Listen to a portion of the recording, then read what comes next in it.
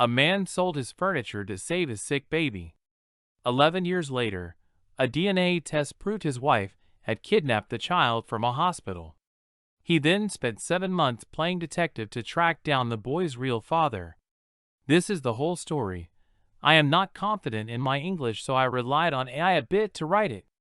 This sounds like the plot of a Hollywood thriller, but it recently unfolded in real life in Egypt.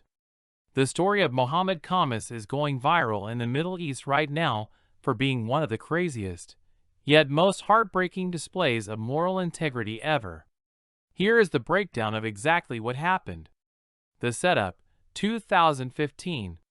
In 2015, Mohammed's wife went into labor while he was away at work. She went to a hospital in Alexandria and returned hours later with a premature, severely underweight baby boy. The baby was extremely sick. He had 3 holes in his heart and a severe hernia. Mohammed loved the boy, named him Hamza, and literally sold his household furniture to afford the surgeries and treatments to keep the baby alive. He spent the next 11 years raising him, treating him as his favorite child, and teaching him to memorize the Quran. The twist, 2024. Fast forward 11 years. Mohammed and his wife are having severe marital issues. During a vicious argument, his wife's family tries to blackmail him. They accuse Mohammed of taking in his sister's illegitimate child and forcing his wife to raise it to cover up a family scandal. To prove his sister's innocence, Mohammed secretly gets a DNA test for the 11-year-old boy. The results drop a nuke on his life.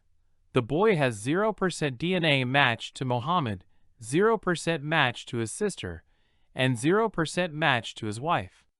The confession. Mohammed immediately divorces his wife. Knowing she would deny everything to the police, he works with his older biological teenage son to set a trap. The teenager secretly records a phone call with his mother, manipulating her into thinking the police are coming. Panicked, she confesses.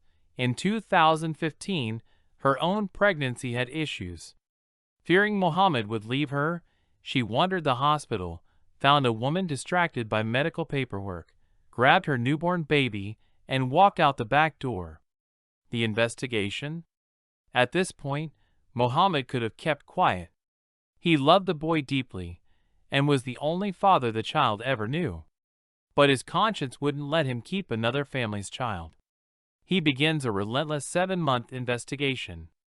He scours Google for news articles from August 2015 using the keywords, "Kidnapped baby Alexandria." He finally finds a forgotten, archived news article from 2015 about a baby named Fairs, who was stolen from the exact same hospital. Acting as a rogue detective, Mohammed rides a tuk-tuk for days through the slums of Alexandria following old addresses. He eventually uses the names from the article to legally pull a birth certificate, which gives him the real father's phone number. The bittersweet resolution. Mohammed calls the real father, who is initially terrified it's a cruel scam, as he had been searching for his stolen son for 11 years. Mohammed sends him photos. The boy looks exactly like his biological siblings.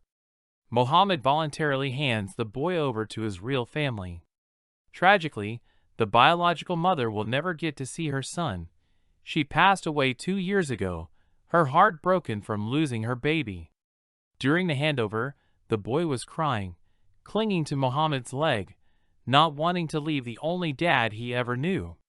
Mohammed said it felt like having his heart ripped out of his chest. Today, the ex-wife is facing severe criminal charges. The boy is living with his biological father, but Mohammed still visits him regularly. When asked by an interviewer why he didn't just hide the truth to keep the son he loved, Mohammed replied, "I couldn't live a lie. The boy was a trust placed in my hands, and you have to return what isn't yours to its rightful owners, no matter how much it destroys you."